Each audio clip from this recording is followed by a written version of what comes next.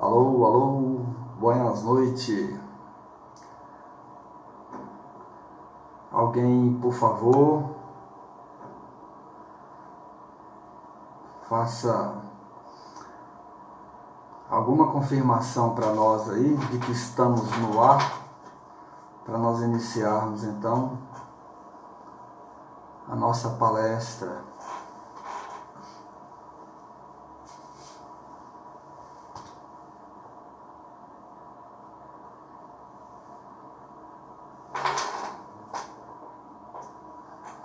Aqui é uma pessoa que está participando?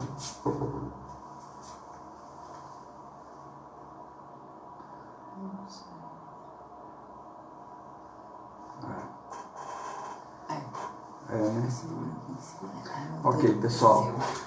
Então nós vamos iniciar com uma prece de louvor e de agradecimento a Deus pela oportunidade bendita de aqui nos encontrarmos com um instrumento da vontade de Deus na divulgação da mensagem do nosso Senhor Jesus Cristo, levando aos nossos irmãos as verdades que libertam e trazendo para cada um de nós o consolo, a paz e a esperança. Senhor Jesus, que a espiritualidade amiga possa envolver a todos nós na realização dessa tarefa. Graças a Deus, graças a Jesus, e que assim seja. Amigos do Lemana, muito boa noite a todos. Hoje nós vamos falar sobre o capítulo 17 do Evangelho segundo o Espiritismo, Sede Perfeitos. Eu tinha feito há alguns dias atrás uma palestra sobre o homem de bem. E aí o Robson me pediu para que eu desse um outro enfoque. Então, nós fizemos o seguinte: pegamos todos os títulos do capítulo e vamos fazer um comentário a respeito de cada um. Então, Kardec, ele começou o comentário desse título, Sede Perfeito, com aquela passagem de Jesus no Evangelho de São Mateus, quando ele disse: amai os vossos inimigos, fazei o bem àqueles que vos odeiam, àqueles que vos perseguem, aquele que vos caluniam. Porque se nós amarmos somente aqueles que nos amam, os fariseus também fazem o mesmo. Se nós cumprimentarmos apenas aqueles que nos cumprimentam, os publicanos também fazem o mesmo. Então não há vantagem nenhuma em amar o amigo, em cumprimentar quem nos cumprimenta. E foi por isso que Jesus, na sequência dessa sua fala, disse: sede perfeito, como perfeito é o nosso Pai Celestial. E é claro que nós já temos maturidade suficiente para entendermos que essa perfeição a que se referia Jesus era uma perfeição relativa. Porque se nós pudéssemos ser tão perfeito quanto Deus, daqui a pouco nós teríamos uma infinidade de Deus aí perdendo aquele atributo da unicidade. Deus é único. Então nós somos deuses, mas deuses relativos. E que Deus que é esse? Então, quando Jesus falou que nós deveríamos amar os nossos inimigos, se nós chegarmos a essa condição, com certeza nós seremos deuses. Deuses, pode ser com D minúsculo, né? Mas que isso é um avanço dentro da nossa condição moral, dentro da nossa evolução, que, de acordo com Jesus, nos capacitaria para que nós pudéssemos ser categorizados, né, a condição de Deus. Então, aquelas palavras ditas por Jesus devem entender-se no sentido da perfeição relativa, da qual a humanidade é suscetível e que mais se aproxima da divindade. Então, aquilo lá, amar os inimigos, fazer o bem aos que nos odeiam, que nos perseguem, que nos caluniam, isso é o que nós, enquanto humanidade, estamos suscetíveis de alcançar. Então, isso nos aproxima da divindade. Né? E claro que para nós chegarmos a essa condição, né, evolutiva, nós vamos ter que passar pela condição de homens de bem, que é outro título lá do capítulo Sede Perfeitos. E nós já vimos que o homem de bem é aquele que cumpre a lei de amor, de justiça, de caridade, né, em sua maior pureza. Esse homem de bem, ele interroga a sua consciência, se ele fez todo o bem que podia, se ele cometeu alguma injustiça, se alguém tem alguma coisa a se queixar dele. Então, esse homem de bem, ele está muito preocupado em ser cristão.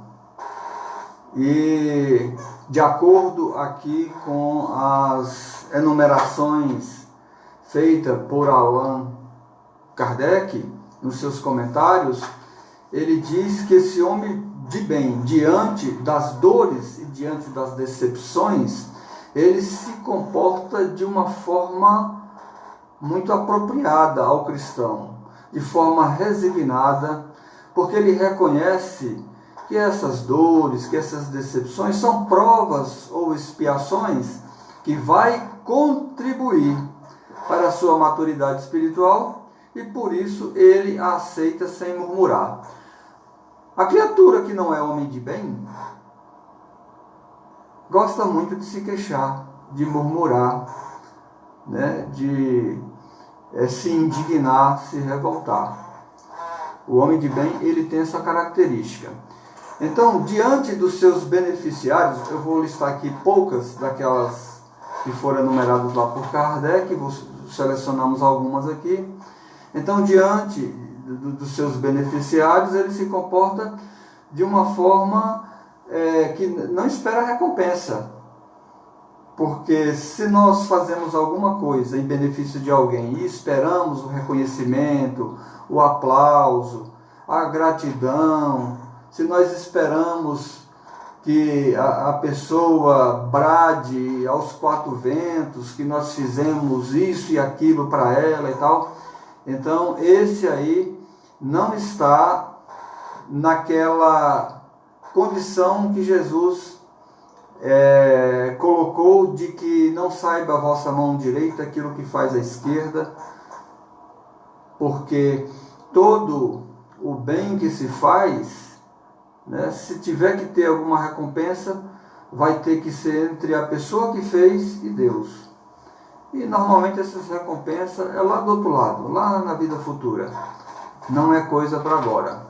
Então, diante da necessidade do próximo, esse homem de bem, ele presta assistência, ele não perde a oportunidade de ser útil, de ajudar, de confraternizar, de demonstrar ali a sua fraternidade, né, se colocando disponível, né, para aquela pessoa que está numa condição de necessidade, porque ele sabe, né, que a vida é assim, os necessitados, os que assistem hoje serão os necessitados de amanhã, e vice-versa, né? Ninguém é melhor do que ninguém, todos nós somos iguais. Diante também das diferenças de raças ou crenças, vê todos ali como irmãos. A minha doutrina, as minhas convicções religiosas não são melhores do que as dele.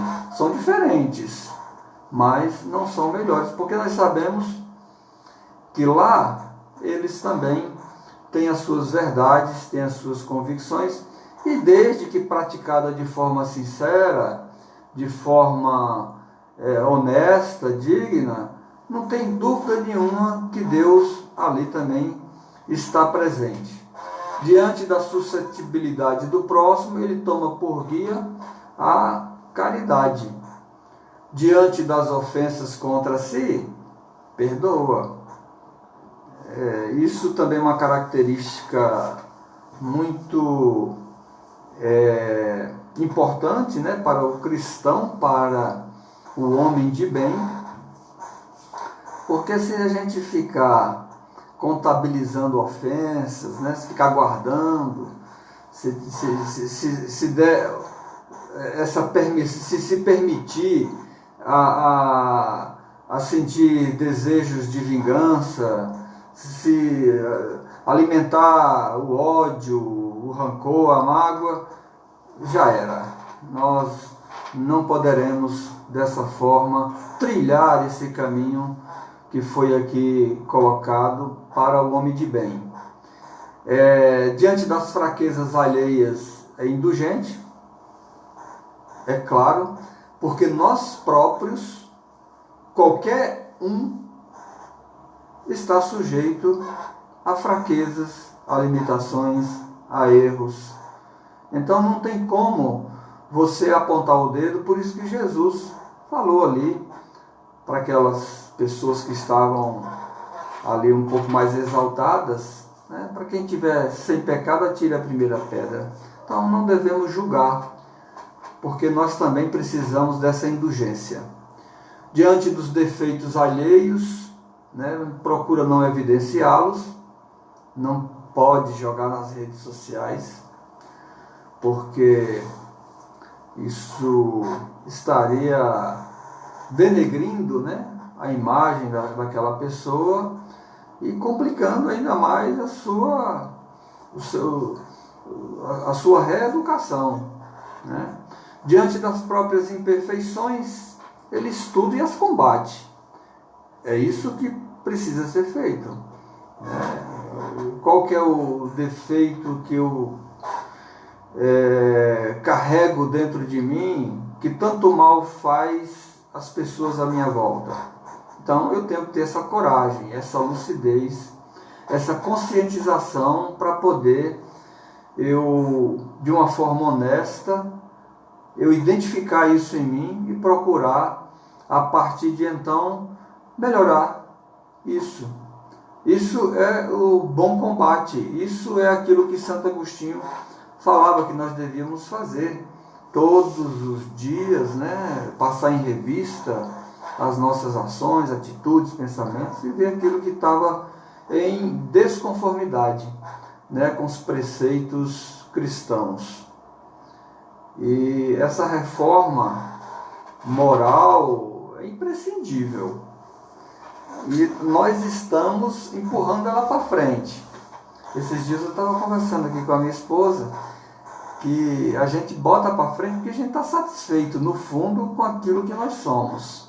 E quando a gente é pego em flagrante, em algum erro que nós cometemos, a gente, ao invés de tratar isso de uma forma consciente e lúcida, a gente se esconde atrás de mil justificativas, atrás de explicações, né, para poder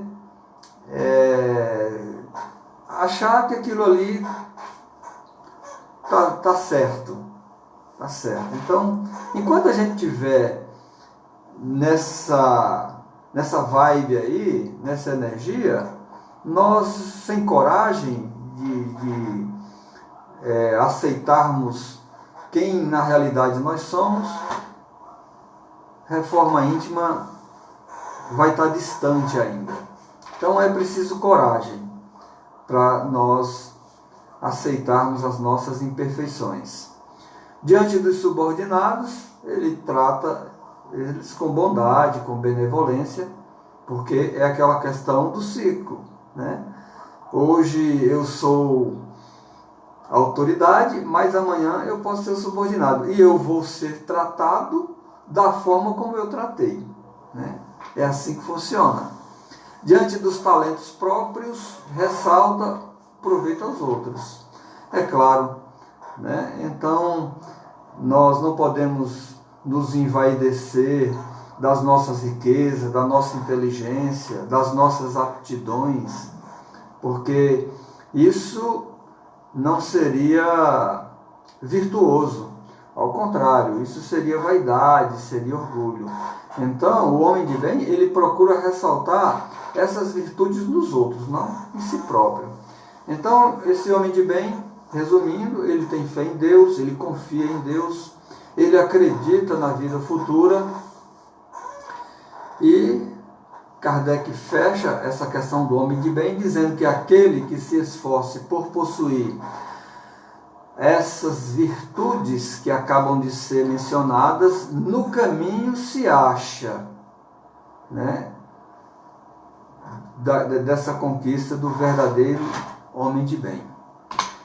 Passando aqui para um outro título do capítulo, intitulado Os Bons Espíritas, nós queremos aqui dizer, de acordo com a informação de Kardec, que o homem de bem pode ser classificado como o bom espírita e como um bom cristão, né?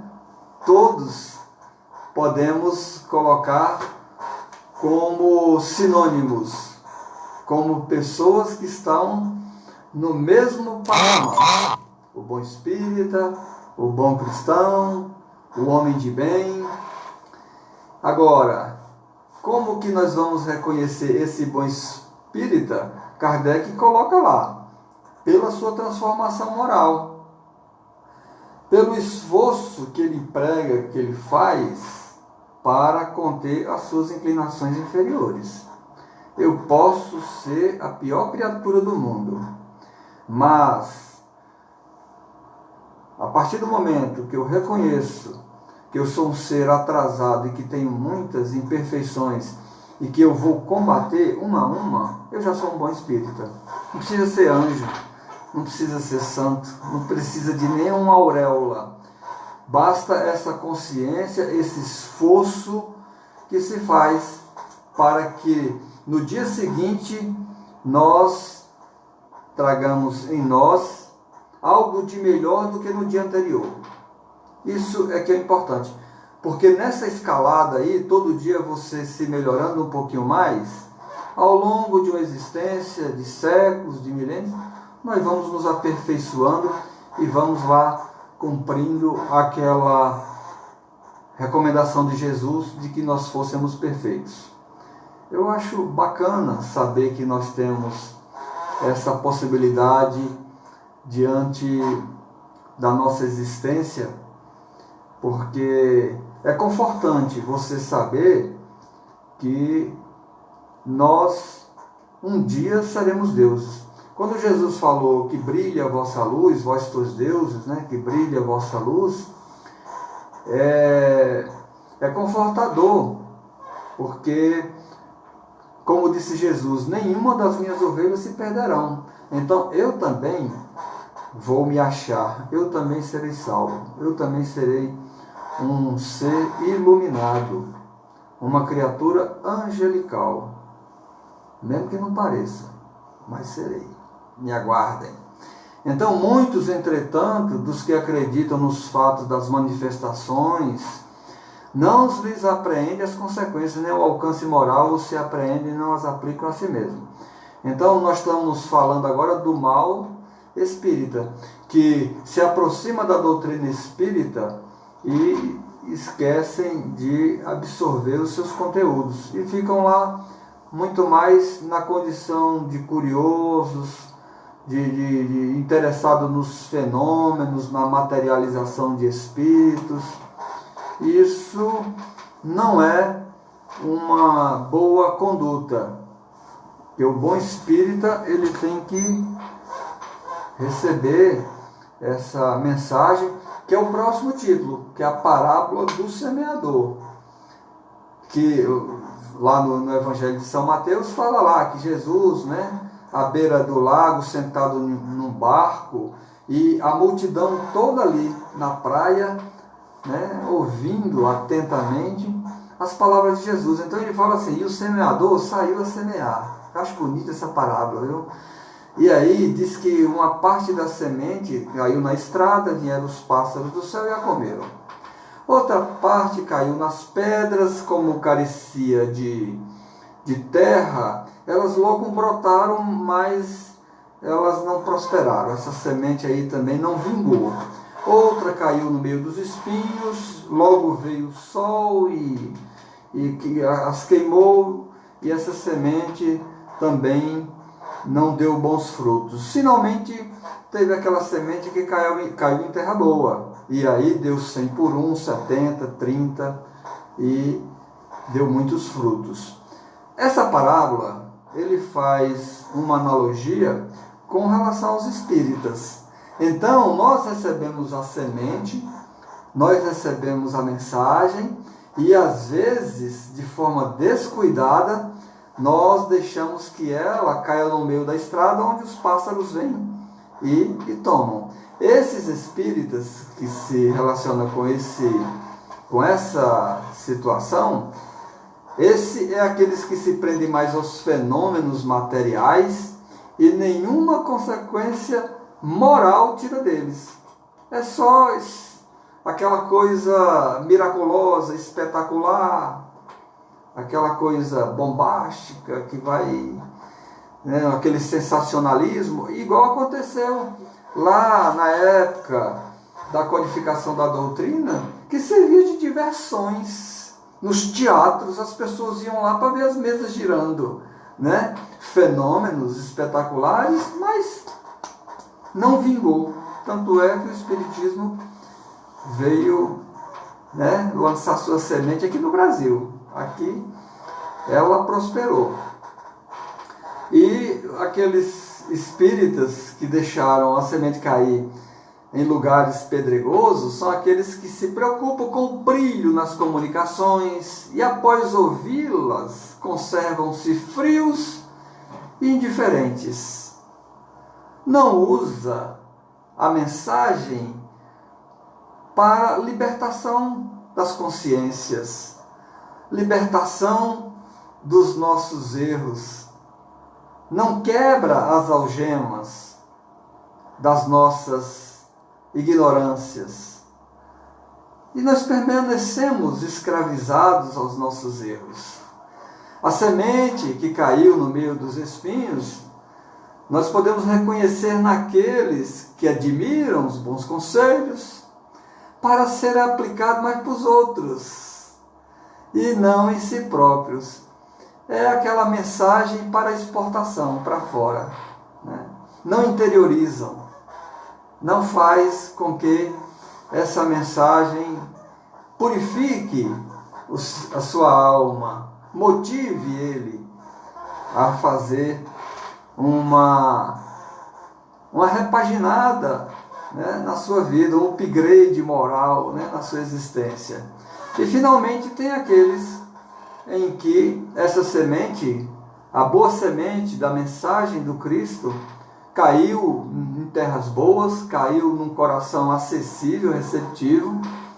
E essas instruções dos Espíritos são quais sementes que caem na terra boa e dão frutos. Os frutos, essa semente vai germinar em forma de virtudes. As pessoas que conquistam a capacidade de tolerar, de amar, de perdoar, de servir, né? É para isso que serve essa mensagem, essa semente que Jesus trouxe para nós, para que ela seja semeada nos corações da humanidade inteira e com isso dê esses frutos voltados para o bem maior, para a transformação da humanidade. O próximo item desse capítulo fala sobre o dever, que também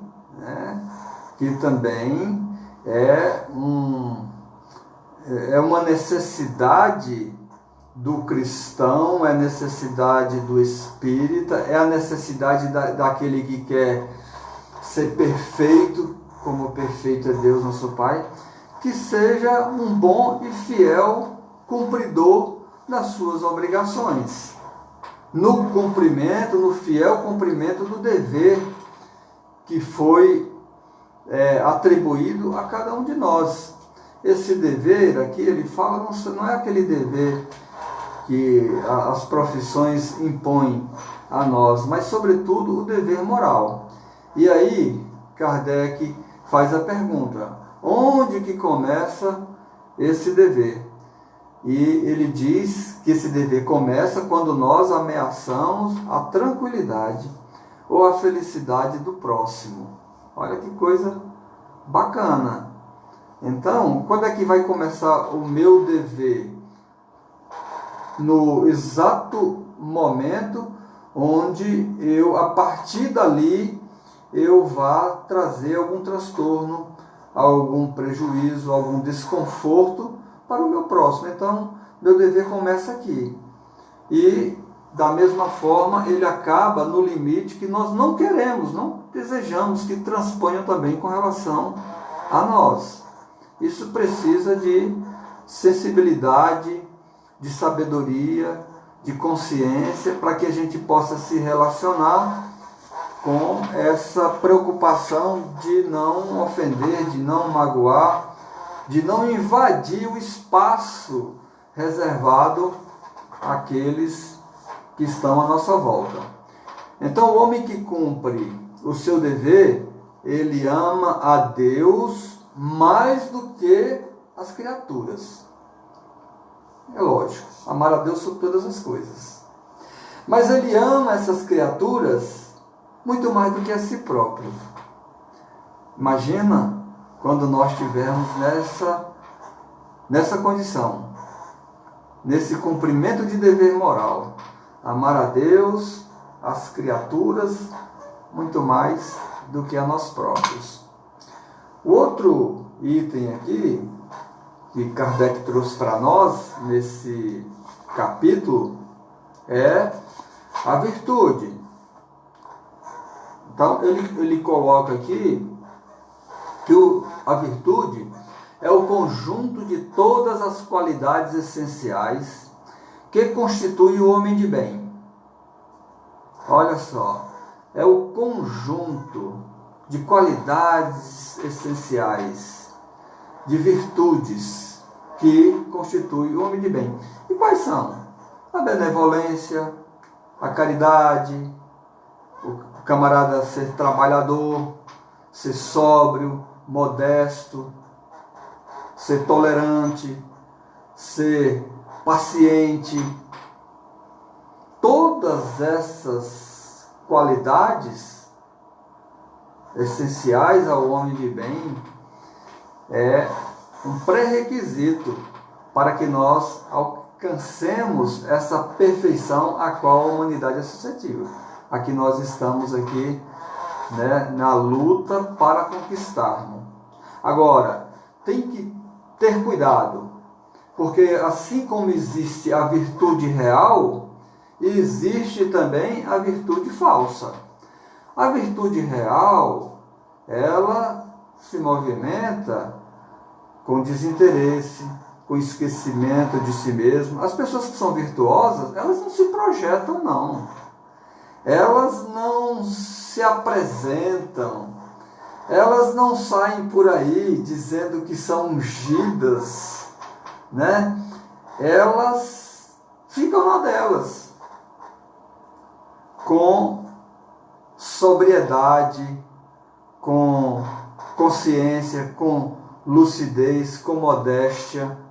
Agora, já a virtude falsa, essas pessoas erguem uma estátua à sua própria virtude e se projetam como profetas, como missionários, né, como ungidos de Deus.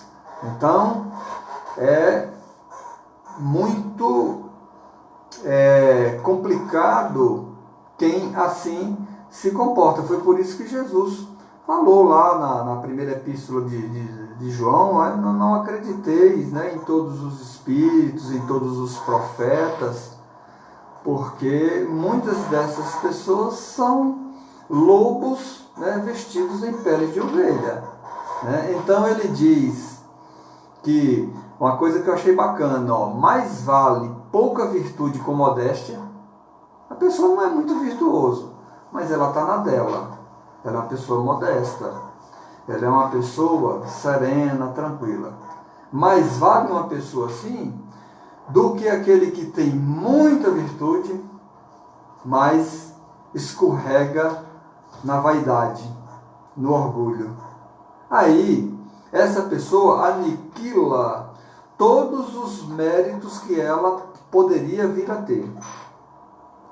Então, é muito oportuno essa reflexão para que nós tenhamos essa sobriedade de não sairmos por aí com muito estardalhaço. Lembra lá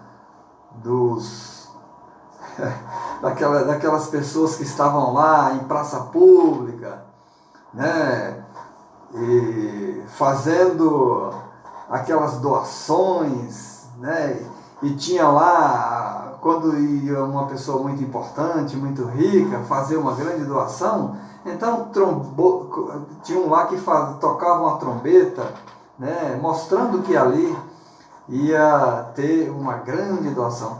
E de repente uma pobre viúva lá, coitada, uma pequena moedinha lá de 1 centavo e tal. E aí Jesus falou: essa aqui doou muito mais do que todos os eles. Isso a gente vê muito na campanha de fraternidade Alta de Souza, quando nós realizamos, né? Aquelas pessoas às vezes mais abastadas, né, elas têm dificuldade às vezes de fazer uma contribuição na sombra durante o dia, sem né, porque muitos gostam de ser vistos fazendo esses benefícios, enquanto que tem aquelas que de uma forma assim desprendida, corajosa, confiante, caridosa, vai lá e busca, né, a última xícara de arroz, de farinha que está no fundo da lata, e dá com a satisfação incrível. Ainda diz assim: meu filho, volte o mês que vem, que eu vou fazer minhas compras, eu vou receber minha aposentadoria, e aí eu vou abastecer a cozinha e a despensa, e eu vou poder fazer uma contribuição maior. Olha que coisa maravilhosa, né? É uma virtude, né, com modéstia, com sobriedade, e que certamente agrada a Deus, porque não está nem aí para aplausos, para holofotes, né? Não está nem aí para as redes sociais, que agora está na moda. Então, o penúltimo capítulo aqui do livro, ainda tem uns minutinhos aqui, ele fala sobre a autoridade. E ele fala que a autoridade é igual a fortuna, não é tua. Você é apenas um administrador que vai prestar contas, que fizestes da autoridade que lhe foi confiadas. Que mal você evitou que acontecesse para uma pessoa que estava ali, né, sob as tuas proteções. Então, quem acha que é proprietário está enganado. Então, aqui ele fala assim, não é um direito, não é uma propriedade, não é privilégio de alguns, não é uma coisa inalienável, porque você pode perder, né? E não te traz nenhuma superioridade real. A contrário senso aqui, essa autoridade é uma delegação que se presta conta, uma oportunidade que frequentemente inverte posições. Então, a autoridade de hoje poderá ser o subordinado de amanhã, e ele vai ser tratado da forma como ele foi tratado. Então, é interessante saber que quando existem pessoas sob o nosso comando, a responsabilidade com essas pessoas, ela vai além da responsabilidade material, ela vai até a responsabilidade moral e espiritual. Como que nós conduzimos essas pessoas de forma escrupulosa, nós cumprimos com o nosso dever, né? Se essa pessoa, nós de fato conseguimos contribuir para suas realizações materiais, profissionais, morais, espirituais, isso vai ser cobrado. É interessante que existe uma inversão de valores muito grande. As pessoas usam e abusam dos seus subordinados como se eles fossem os seus escravos, ali para servir a sua vontade. Às vezes, vontade até ignominiosa, né? Coitada aí de alguns servidores que têm que submeter, às vezes, a indecência até de patrões inescrupulosos que acham que ele é o queridinho de Deus, que tem dinheiro, tem autoridade, é patrão e pode abusar daquelas pessoas que estão ali fragilizadas, vulneráveis, e às vezes se submetem a coisas indignas. Isso vai ter um preço. Isso não vai ser bom para quem age dessa forma. Porque aquele que detém a autoridade, aquele que é superior, ele tem que dar bons exemplos. Ele tem que dar boas diretrizes para aqueles que são seus comandados. Ele não pode desprezar nenhum subordinado, porque sabe que todos nós, pessoal, todos nós somos iguais. É bobagem. É só mesmo quem não tem conhecimento que entra numa roubada dessa. Então, essa criatura responderá pela boa ou má diretriz que dê aos seus subordinados, e que sobre ele recairão as faltas que estes cometam, os vícios a que sejam arrastados, em consequência dessa diretriz ou dos maus exemplos que ele protagonizou. Olha só, é a mesma coisa de um pai. Ele tem autoridade com o filho. Essa autoridade, ela tem que ser moral. Se um pai chega para o filho e fala, não beba, não fume, não faça isso, não faça aquilo, mas se ele faz tudo, a palavra convence, mas é o exemplo que arrasta. Então, se esse filho cair nos vícios, cair nos descaminhos da vida, esse pai vai responder, porque essa autoridade dele está truncada. Ele não soube usar a sua autoridade. Então, meus irmãos, vem aquela dúvida, né? Como que eu vou ser perfeito vivendo num mundo de imperfeição? Como que eu vou ser cristão no meio do pecado? Então, nós falamos na semana passada sobre essa questão da fidelidade a Deus, lá no livro Boa Nova, né? Não sei se foi Tiago que sugeriu o mestre para que ele se isolasse nas montanhas para viver de contemplação. E Jesus, não é assim que funciona, porque nós somos os soldados do Cristo, e nós temos que estar no campo de batalha. porque é lá que nós vamos redirecionar caminhos. É lá que nós, com o nosso exemplo, de uma forma proativa, nós podemos influenciar pessoas moralmente, para que elas tomem atitudes honradas, dignas.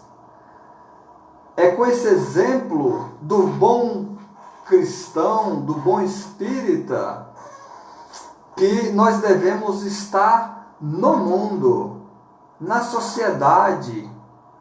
Não é fácil você não se contaminar. Por isso a recomendação de Jesus, que nós temos que orar, nós temos que vigiar 24 horas por dia, porque nós estamos no mundo, mas nós não podemos ser do mundo. Como disse o Chico, nós estamos no mundo e nós não somos santos, mas nós temos que agir como se fôssemos, porque a disciplina, ela antecede a espontaneidade, como dizia Emmanuel. Então, a nossa tendência, o nosso instinto, ele muitas vezes nos orienta para que nós ajamos de uma forma ilegal, imoral. A nossa natureza, às vezes, nos incita a sermos dessa forma. Mas aí, você que conhece os caminhos que nós precisamos percorrer para conquistarmos essa perfeição a que Jesus se referia, nós temos que contrariar esse nosso instinto primitivo, animalizado, e dizer, se fosse Jesus, como que ele faria? Então é o seguinte, não sou Jesus, não sou bonzinho, mas eu vou fazer isso aqui, porque é isso aqui que Jesus espera que eu faça. Fim de papo. É assim que tem que ser. Mesmo que aquilo não faça parte de uma forma natural da nossa condição moral, da nossa condição espiritual. Então, pessoal, não é virtuoso você estar aqui no meio das pessoas com aquele aspecto lúgubre, sério, um senho franzido, né? Vestindo longas túnicas como faziam os fariseus daquela época, né? Repelir os prazeres que são permitidos pela natureza humana. Eu não como carne, porque eu vou me purificar. Gente, não é deixar de comer carne que vai te fazer puro. É o contrário. Você, quando estiver puro, aí sim, você vai deixar de comer de uma forma natural. Então, isso não é virtuoso, isolar-se, né? E para não se contaminar com o pecado. Isso é covardia. Isso é fraqueza, isso é pusilânime, isso é covardia, pusilânime, né? A pessoa fraca, né? Covarde, que não tem coragem de enfrentar as suas próprias limitações, as suas próprias fraquezas. Assim deve ser, viver como os homens dentro das leis da sociedade, como vivem as pessoas no geral. Então, é virtuoso ser jovial, ser alegre, ser festivo, não é ficar, não, né? Seja brincalhão, né? Tudo com seriedade, né? Com respeito, né? Viver em contato com os semelhantes, né? Ser feliz. Então nunca façais sem pensar em Deus. Então a única coisa que ele pede é, sempre que a gente for começar um projeto, faz uma prece. Deus, me abençoe nessa obra que eu estou prestes a realizar.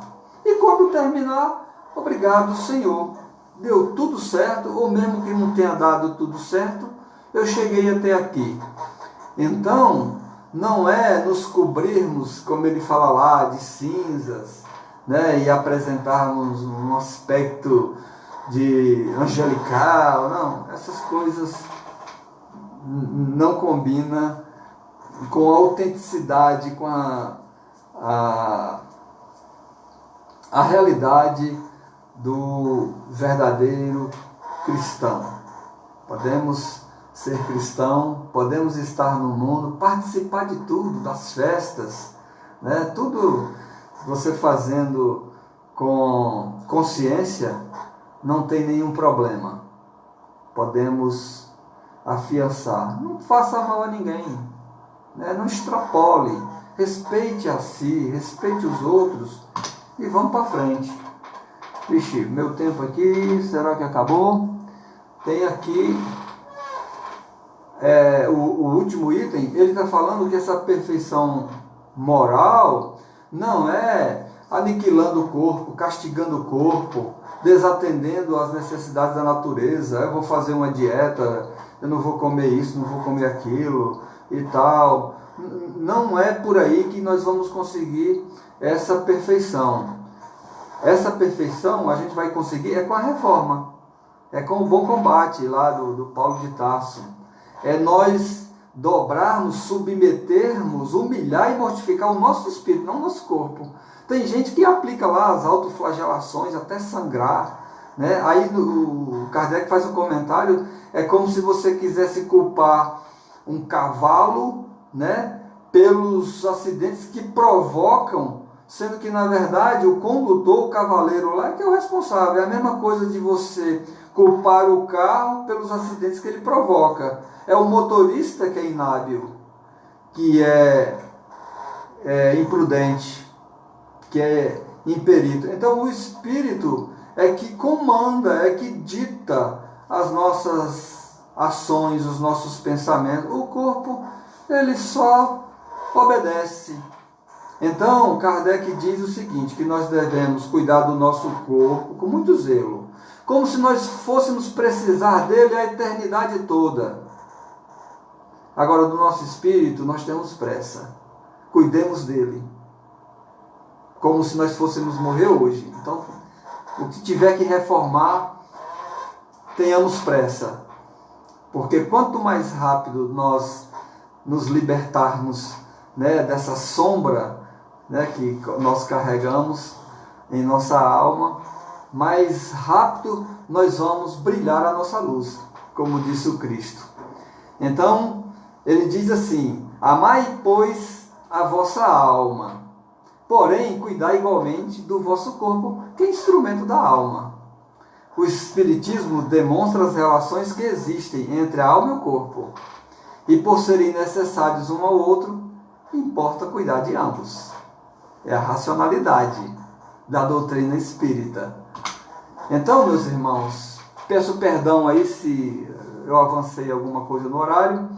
Agradeço muito, né, a atenção de vocês, a oportunidade da gente poder aqui transmitir essa mensagem. E eu vou me despedir de vocês por enquanto. Eu pedi ao Robson lá uma licença, porque eu estou muito envolvido com o curso sistematizado da doutrina lá no Lamana. Então é um curso para mim que eu acho difícil e eu tenho que me dedicar um pouco mais a ele. Então eu vou ficando por aqui, mas sempre que precisar nós estaremos à disposição. Que Deus ampare e abençoe a cada um dos nossos irmãos que nos ouviram. Muita paz e muita luz. Obrigado.